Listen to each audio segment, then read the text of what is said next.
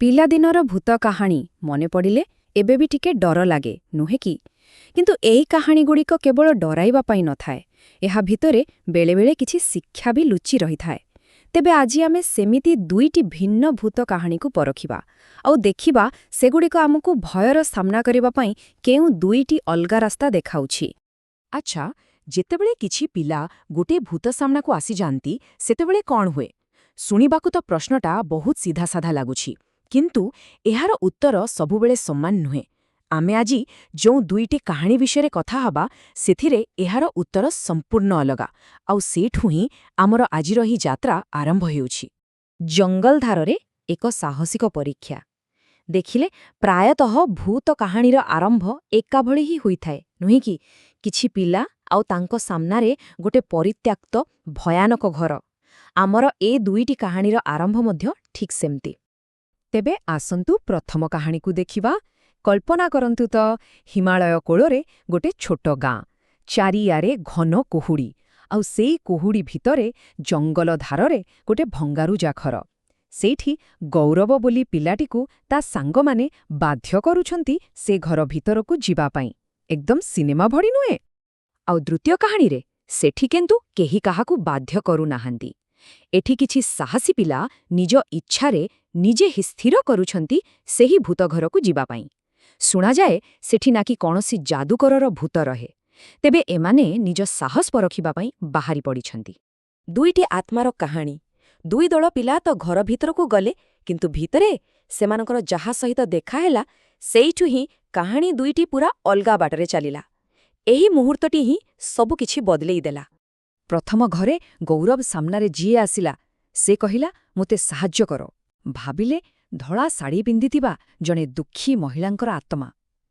ସେ ଗୌରବର ହାତ ଧରିଲା, କିନ୍ତୁ ଡରାଇବା ପାଇଁ ନୁହେଁ, ବରଂ ସାହାଯ୍ୟ ମାଗିବା ପାଇଁ। ତା ସ୍ୱରରେ ଖାଲି ଯନ୍ତ୍ରଣା ଆଉ କୋହ ଭରି ରହିଥିଲା। ଆଉ ଠିକ୍ ଏହାର ଉଲ୍ଟା ଚିତ୍ର ଦେଖିବାକୁ ମିଳିଲା ଦ୍ୱିତୀୟ ଘରେ। ସେଠି ଭୂତଟି କହିଲା, ଏବେ ତୁମେ ସବୁ ମୋର ବନ୍ଦୀ, ମୁଁ କାହାକୁ ଜୀବିତ ଛାଡ଼ିବି ନାହିଁ। ଏହା ଥିଲା ଜଣେ ଯାଦୁକରର ଆତ୍ମା, ଯିଏ ଅଟ୍ଟହାସ୍ୟ କରି ପିଲାମାନଙ୍କୁ ଧମକ ଦେଉଥିଲା। ଏଠି କରୁଣା ନୁହେଁ, ଏଠି ଥିଲା କେବଳ ଭୟ ଆଉ ବିପଦ। ତ ଏଇଠି ହିଁ ଦୁଇଟି ରାସ୍ତା ସୃଷ୍ଟି ହେଉଛି।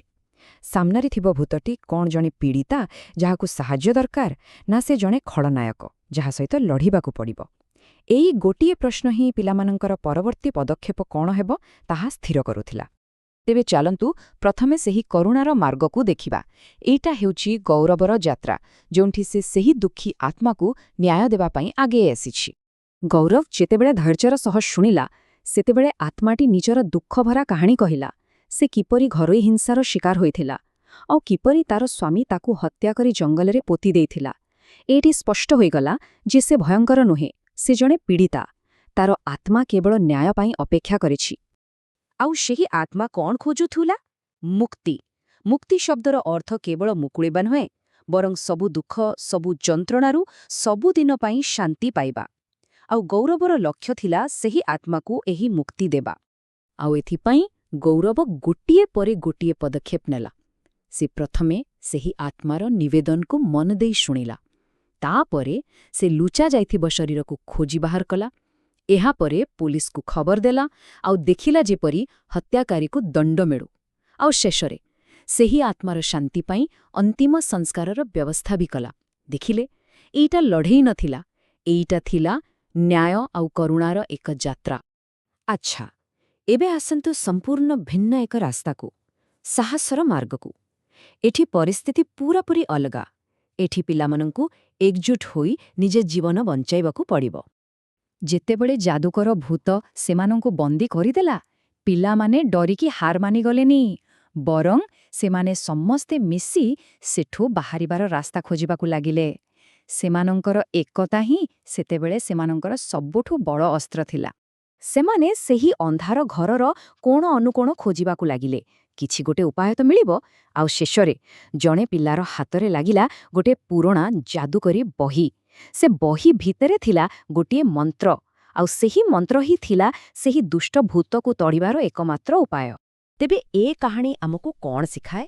ଆସନ୍ତୁ ଏବେ ଦୁଇଟିଯାକ ରାସ୍ତାକୁ ପାଖାପାଖି ରଖି ଦେଖିବା ଆଉ ଜାଣିବା ଏଥିରୁ କ'ଣ ଶିକ୍ଷା ମିଳୁଛି।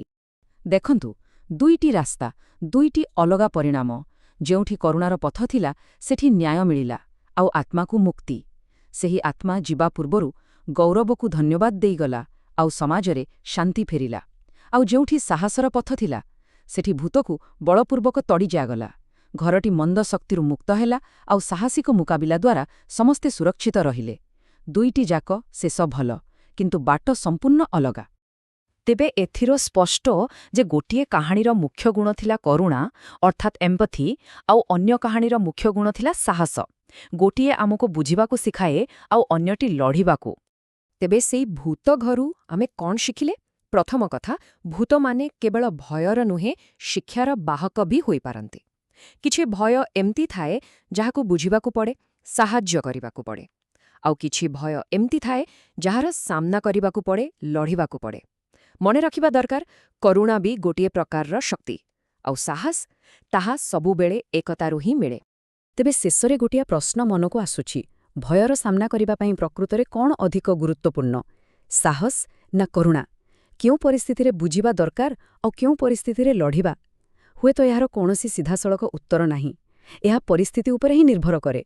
ଏହା ଏକ ଚିନ୍ତା କରିବା ଭଳି କଥା ନୁହେଁ କି?